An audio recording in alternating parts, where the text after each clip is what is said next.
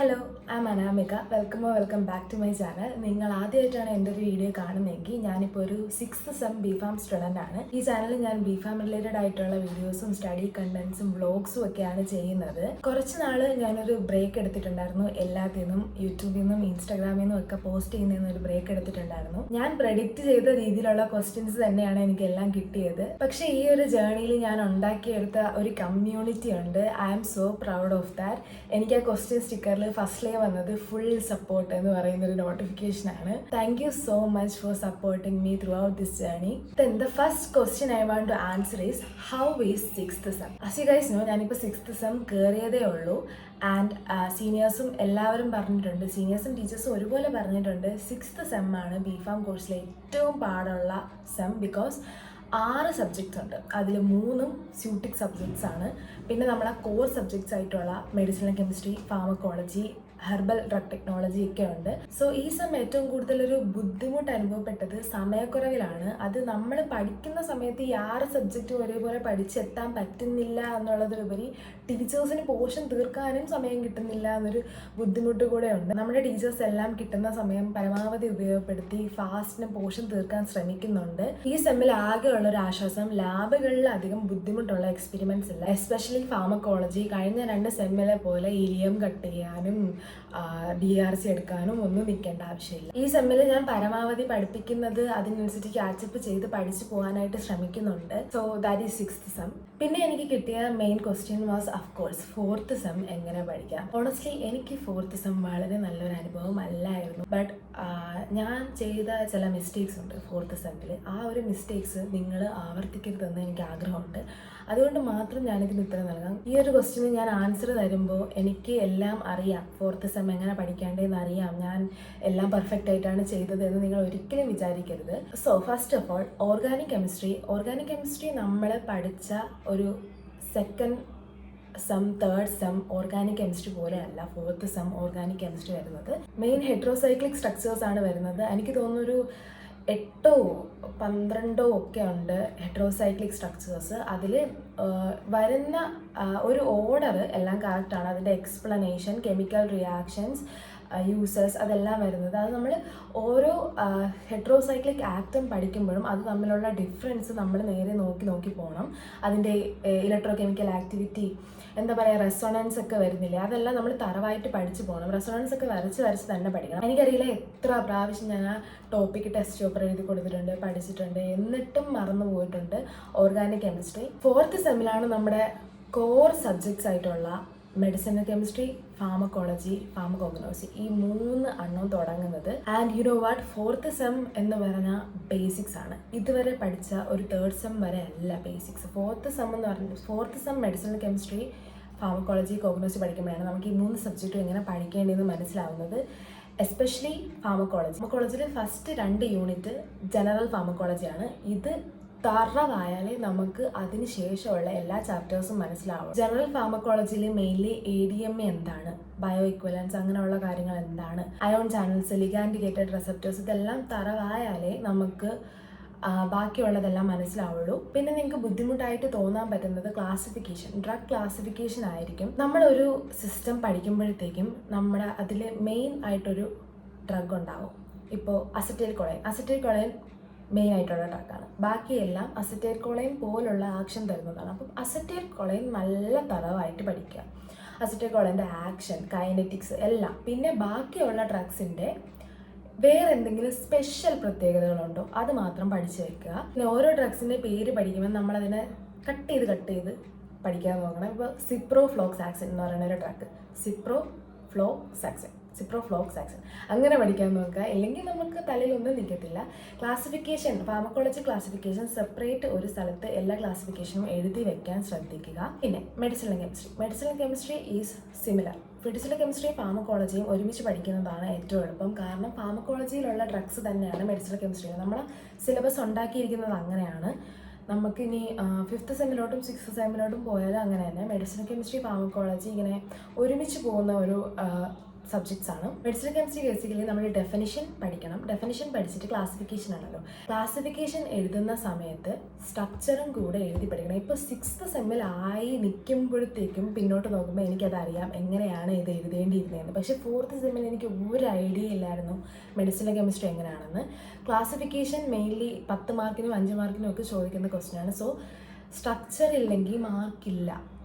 ഫാർമക്കോളജിയിലുള്ള നമ്മൾ medicinal chemistry എത്ര mechanism of action യൂസും കഥയും എഴുതിയിട്ടും കാര്യമില്ല. സ്ട്രക്ചർ ഉണ്ടോ? സ്ട്രക്ചർ ഉണ്ടെങ്കിൽ മാത്രമേ മാർക്കുള്ളൂ. നമ്മൾ ഓരോ ക്ലാസ് ഓഫ് ഡ്രഗിൻ്റെയും മെയിൻ മോളിക്യൂൾ എന്താണെന്ന് നോക്കി വെച്ചിരിക്കണം. ഫോർ എക്സാമ്പിൾ ബാർബിച്ചറേറ്റ്, ഇപ്പോൾ XAR ഉള്ള ഡ്രഗ്സിനെ എല്ലാം നമ്മൾ മെയിൻലി പഠിക്കണം.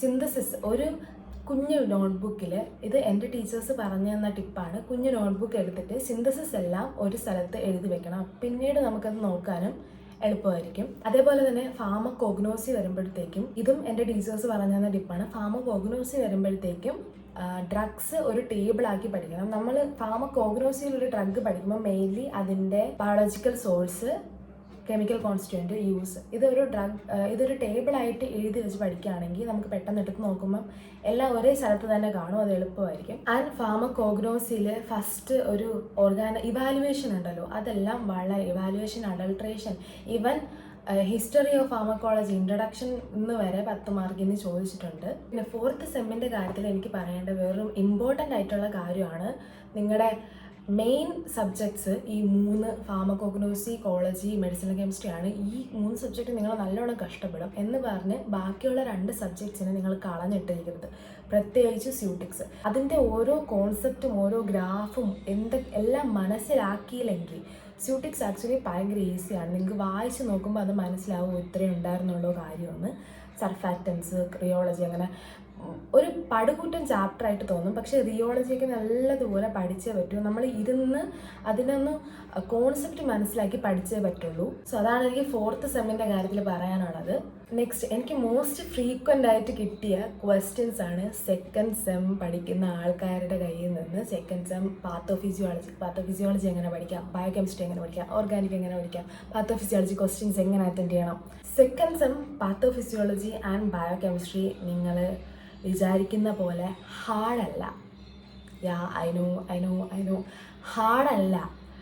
അത് ജസ്റ്റ് അൺഫെമിലിയർ ആണ്. നമ്മൾ ഇതുവരെ പഠിച്ചിട്ടില്ലാത്ത, കണ്ടിട്ടില്ലാത്ത ഒരു രീതിയിലാണ് ആ 2 സബ്ജക്ട്സും പഠിക്കേണ്ടത്. എസ്പെഷ്യലി പാത്തോഫിസിയോളജി ഞാൻ പഠിച്ചുകൊണ്ടിരുന്ന സമയത്ത് എനിക്ക് ഓർമ്മയുണ്ടായിരുന്നു. ഞാനും ഇങ്ങനെ ഓരോ ആൾക്കാരുടെ അടുത്ത് എങ്ങനെ പാത്തോഫിസിയോളജി പഠിക്കേണ്ടതെന്ന് ചോദിച്ചുകൊണ്ടിരുന്നു.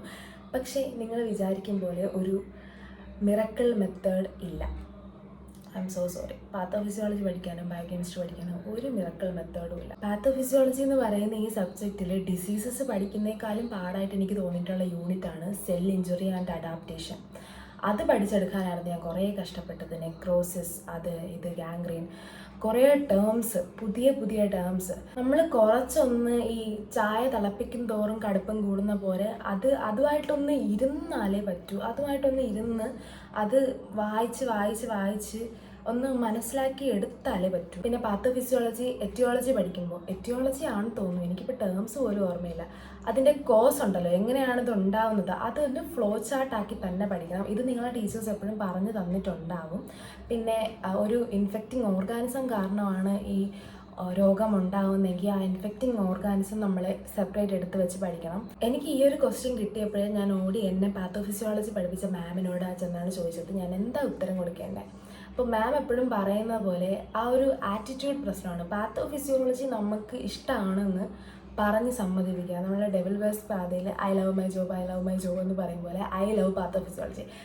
നമ്മൾ പാത്തോഫിസിയോളജി പഠിച്ചുകൊണ്ടിരുന്ന സമയത്ത് എൻ്റെ മാം എല്ലാ ദിവസവും ക്ലാസ്സിൽ നിന്ന് പറഞ്ഞുകൊണ്ടിരിക്കുന്ന സാധനമായിരുന്നു ഐ ലവ് പാത്തോഫിസിയോളജി. നിങ്ങൾ repeat I love pathophysiology. Diabetes mellitus എന്ന് പറയുന്ന ടോപ്പിക് ഉണ്ട്. അത് എനിക്ക് ഓർമ്മയുണ്ട്. ഞാൻ കോളേജ് വിട്ട് വന്നിട്ട്, അന്ന് ഞാൻ ഹോസ്റ്റലിലായിരുന്നു, അന്ന് ഞാൻ കോളേജിൽ നിന്ന് വന്ന ഉടനെ ഒരു ദിവസം പഠിക്കും, പിറ്റേ ദിവസം ഞാൻ അത് പഠിച്ചു.